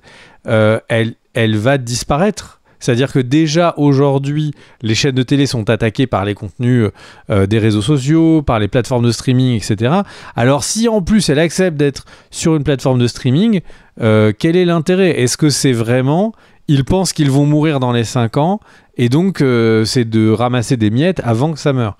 Et c'est vraiment un changement de paradigme qui est important puisque les chaînes de télé ont toujours été en opposition pure à Netflix. Canal étant à part puisque Canal avait réussi à l'époque où Netflix n'était pas encore arrivé en France à négocier les droits de séries. On rappelle que par exemple House of Cards était diffusé sur Canal et alors que Netflix arrivait, c'était la série phare de Netflix et Netflix ne l'avait pas, ce qui était quand même absurde. Donc en gros on a vraiment un truc à part dire que effectivement cette théorie de dire que ils ont tous compris que, enfin, chez TF1, que c'est fait pour mourir rapidement et que du coup, il faut retirer un petit peu de brousouf. Voilà. Ou alors, est-ce que c'est une arnaque? Alors là, c'est vraiment... Je rappelle l'esprit complotiste du début de cette vidéo. Est-ce que Belmer est un agent infiltré de Netflix qui va... J'ai essayé de faire lever l'œil de Kerr sur ce truc, mais concrètement, il y a beaucoup d'articles qui disent que aux États-Unis, c'est pas possible parce que les chaînes de télé sont plus solides, ils sont mieux ancrés, ils ont leur réseau publicitaire et tout. Je n'ai rien vu. Enfin, TF1, c'est pas une petite chaîne, un petit groupe dont tout le monde s'en fout. Je n'ai rien vu dans les arguments pour dire ça n'arrivera jamais aux US, nos chaînes sont trop fortes et tout. TF1 est une chaîne extrêmement forte, c'est un groupe média extrêmement fort. Je vois pas en quoi il serait tellement fragile que qui a été en très gros américaines. conflit avec Canal ces dernières années. Hein. Enfin, j'avoue que je comprends pas du tout parce que je regarde plus la télé, fait-est. Mais le truc, c'est que là, ils pensent qu'ils n'ont tellement pas accès à des spectateurs et notamment les jeunes qu'ils veulent aller sur Netflix pour que les gens puissent les voir. C'est moi, je trouve ça fou, quoi. Moi, je trouve ça très cohérent. Tu l'as dit, c'est pour trouver un public plus jeune, et puis ça permet d'accéder aux nombreux abonnés de Netflix, de leur proposer du contenu. Mais... Noyer le contenu TF1 dans le contenu actuel de Netflix, c'est pas plus déconnant que, par exemple, Apple qui va proposer son contenu dans ceux qui ont Canal. En soi, mais quel est le modèle Alors, déconnant. Moi, j'ai deux remarques. Le côté TF1 et le côté Netflix. Du côté TF1, ça veut dire quoi ? Ça veut dire que le modèle économique de TF1, c'est de dire on va diffuser ça sur nos chaînes de télé qui sont vendues, où les publicités vont être vendues des millions. Donc, ce qui est un modèle économique qui est très différent de Netflix qui est sur abonnement ou de Netflix qui est sur pub, avec un peu abonnement, un peu pub, et où la pub elle est vendue 30-40 euros pour 1000 personnes qui la regardent, ce qui est beaucoup moins que les campagnes. Le prix total de ces campagnes-là est souvent inférieur aux prix qui sont sur les chaînes de télé. C'est-à-dire que le modèle économique de TF1 il est attaqué. Est-ce que Netflix les paye tellement cher ? Enfin, ça paraît étonnant. Donc, d'un point de vue économique pour TF1, ça paraît très surprenant. Il y a peut-être autre chose. Hein. Et de l'autre, du point de vue Netflix... Il y a peut-être Netflix, la possibilité que le contenu TF1 ne soit accessible que pour ceux qui ont l'abonnement avec publicité, par exemple. À terme, on pourrait avoir ça. À terme, pour l'instant, c'est pas dans les choses qui ont été dites sur le deal. J'ai pas dit que c'était une info, j'ai dit que c'était une possibilité. On Okay. est bien théorisé, voilà. Et du côté Netflix, de toutes les chaînes où ils pourraient faire un deal, ils nous ramènent la télé-réalité et les trucs de TF1. Enfin, Netflix s'était vendu pendant longtemps comme la plateforme Kali, Marco Polo, House of Cards. Nous, on fait pas comme la télé, c'est plus clean, c'est plus machin. Moi, je suis pas un grand spectateur de TF1. C'est pas le contenu le plus quali, le plus...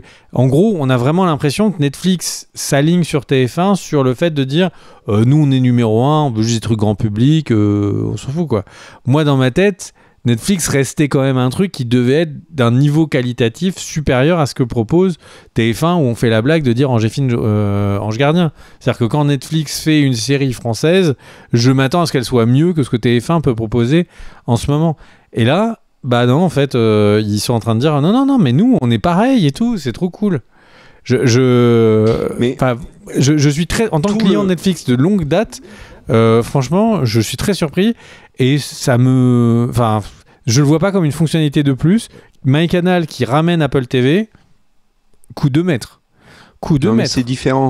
Mais là, Netflix, non mais c'est pas différent. Canal a d'autres choses. Canal est une chaîne de télé. Aussi les VOD. Apple... MyCanal a aussi les VOD de TF1, aussi les VOD d'M6, a aussi les VOD de France Télé, etc. Il y a eu un énorme conflit entre TF1 et Canal qui fait que Canal a supprimé le contenu TF1 de Canal pendant plusieurs mois, ce qui a fait faire de très grosses baisses d'audience à TF1. Peut-être, et là c'est une hypothèse, hein, j'ai pas lu moi d'articles là-dessus et d'analyse, mais peut-être que TF1 en faisant ça essaye de trouver un contrepoids à Canal en disant puisque on est sur Canal, on peut être aussi sur Netflix, etc.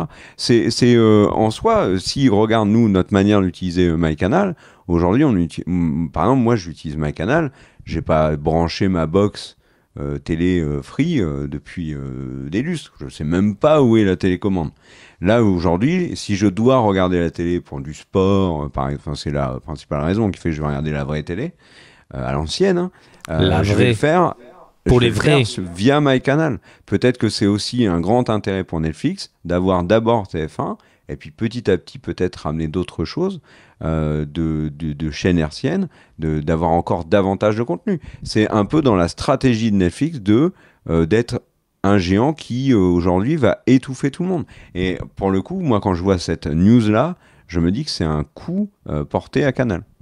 J'entends, mais tu sais, ce truc qu'on voit dans les films de samouraï, où le mec, ou qu'il y avait dans Tekken 3, où tu as le samouraï qui prend son arme, et parce qu'il met son adversaire dans le jeu vidéo Tekken 3 ou Tekken 3 avec Liam Neeson? Non, le jeu vidéo. Et il n'y a pas de samouraï dans Tekken 3, mon souvenir. Et du coup, le truc, c'est que tu vois, tu mets ton adversaire dans ton dos, tu prends ton sabre, tu le mets dans ton ventre, ce qui te tue, mais qui tue l'adversaire aussi. J'ai un peu l'impression qu'il n'y a pas de raison que qu'il se tue. Là, tu prends l'exemple de Yoshimitsu dans Tekken 3, ok, très bien. Mais il n'y a pas de raison que ça tue. C'est quand même un exemple stylé, quoi. Et ça, il n'y a pas de raison que ça tue et TF1 et Netflix. TF1 le fait déjà depuis des lustres avec Canal. Non, parce que tu parles de TF1 qui veut faire du mal à Canal et tout, mais là, ils se blessent eux, en fait. J'ai pas dit qu'ils voulaient faire du mal à Canal. J'ai dit que peut-être ils voulaient, par ce biais-là, s'éviter le conflit qu'il y a eu, puisqu'en fait, l'idée de Canal, c'était de faire payer TF1 davantage pour être présent sur la plateforme. Et les arguments des uns et des autres s'entendaient. Alors, je ne vais pas rentrer dans le détail, mais peut-être que là, ils veulent juste éviter ce genre de problème. Et tu vois, là, tu disais, moi, j'ai pas envie de voir la télé-réalité tout. Je suis comme toi, j'ai pas envie de le voir. Mais le truc, c'est que on l'a déjà, ça, aujourd'hui, sur MyCanal. C'est pas pour autant qu'on le regarde. Donc, tu seras pas obligé de... S'ils récupèrent le programme de TF1, ça veut pas dire pour autant qu'ils vont excessivement le mettre en avant et que ça va inciter Netflix à en faire moins sur d'autres productions, tu vois. Donc, ouais. Pas inquiet. Et sur l'autre aspect, le fait de dire que du coup, d'avoir ce contenu sur Netflix, en termes d'image de marque sur Netflix, toi, qu'est-ce que t'en penses? Est-ce que t'es comme moi surpris de ce move de coller ces deux marques ensemble? Alors, ça fait plusieurs vidéos où l'image de marque de Netflix, je pense qu'on l'a quand même largement expliqué qu'elle était sacrément écornée. Même exemple que pour Canal. Est-ce que le fait qu'on ait accès au contenu TF1 ou au contenu M6 sur Canal fait que on va juger Canal pour autant sur ces points-là? Non, ça fait partie d'un catalogue. Dans le catalogue, t'es pas obligé de tout prendre et de...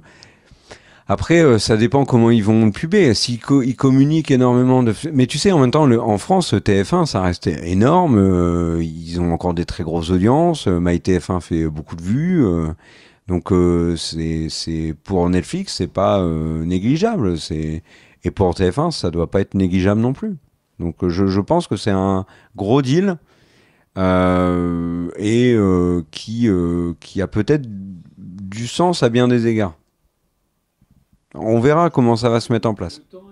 Pour changer un petit peu d'ambiance, eh bien parlons des films indépendants. Et les films indépendants ont l'air d'être les grands gagnants des départs des gros films à gros budget d'Hollywood. En effet, les fameux crédits d'impôt aux États-Unis et à Hollywood, qui sont de l'ordre de 300-350 millions de dollars, si je ne me trompe pas, et qui sont en train d'être discutés pour monter à 750 millions de dollars.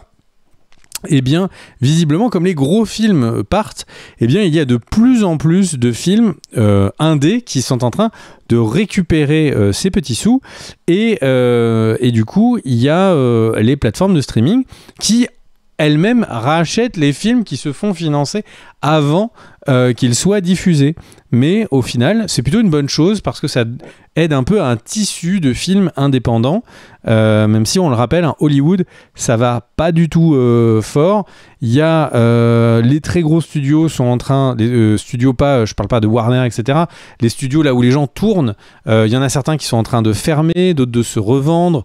Il y a le plus gros et le plus connu des studios de son, d'enregistrement son, qui se vend parce qu'il n'arrive plus à tenir.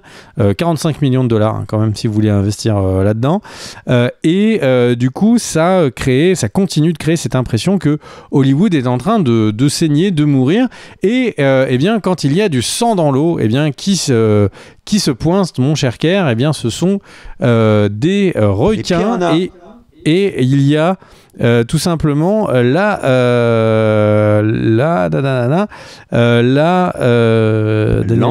Land. Et donc il y a le Texas qui est arrivé, qui a dit hop, oh bah nous on file 150 millions de dollars de taxes de crédit là tout de suite maintenant. Plus Luka Doncic. Et qui annoncent du coup les donner tous les ans en augmentant les budgets de manière graduelle au fur et à mesure des 10 prochaines années. Donc le Texas veut vraiment se positionner comme un nouvel Hollywood en disant au studio « Hey, come on, on est bien là, allez viens, on est bien, viens, on est bien !» Et je sais pas pourquoi je suis parti, il est tard. Je serai honnête, il est tard. Et donc le truc c'est que il y a des... Alors là, je vais pas me lancer dedans parce que bon, la vidéo est certes courte, mais Daniel nous a fait des remarques à plusieurs reprises que là il est temps d'aller dormir. Et du coup, ce qui est assez marrant, c'est que de plus en plus de producteurs disent qu'en fait c'est foutu à Hollywood, que il peut y avoir 1 milliard de crédits d'impôt. En fait, l'écosystème des films coûte trop cher à produire à Hollywood. Et donc c'est pour ça, et en plus il y a la menace d'avoir les fameuses taxes douanières de Trump dernière pour dire si vous faites pas les films pas aux États-Unis, on va les augmenter. Et du coup l'État de Texas pense pouvoir du coup jouer vraiment des coudes avec Hollywood. Et en vrai, c'est très fortement probable qu'il y ait des gros studios qui y aille. Bon, ça on vous dira, mais peut-être que nos petits enfants, eh bien, pour eux, Hollywood, ils sauront même pas ce que c'est, et ils parleront de Texas Cinema, mais c'est un shift qui est peut-être en train de se placer. Voilà. Mon cher Kerr, je te laisse les remerciements et le mot de la fin. Alors moi, je voudrais quand même terminer par une très grosse news. L'acteur David Corenswet, alors c'est repris, hein, donc c'est l'acteur qui joue Superman, c'est repris par beaucoup de médias là ces dernières heures, et notamment sur les réseaux sociaux. Alors il serait un joueur de jeux vidéo. Il aurait joué donc à Star Wars Battlefront. Il aussi apparemment aurait joué à Flight Simulator. C'est une vraie news. Hein, ça on peut pas le nier. Voilà, il y a pas, on peut le dire, il y a pas quand même grand monde qui joue dans le monde aux jeux vidéo. Donc je pense que quand quelqu'un le fait, c'est important de le souligner avec des articles, des tweets, des vidéos, enfin vraiment c'est fou, c'est voilà. Merci à tous de nous avoir regardés. On se retrouve très vite pour une nouvelle vidéo sur Cult & Click. Merci aux tipeurs qui nous aident. Sans vous, il n'y a pas de Cult & Click. C'est aussi simple que ça. Et si vous voulez aider Cult & Click, c'est sur le Tipeee de Cult & Click. Voilà, merci à tous ceux qui vont mettre des commentaires. Merci à tous ceux qui sont allés au bout de la vidéo. Merci à Daniel à la réalisation. Merci à Greg. Voilà. Et puis on se dit à très bientôt pour une nouvelle vidéo. Ciao.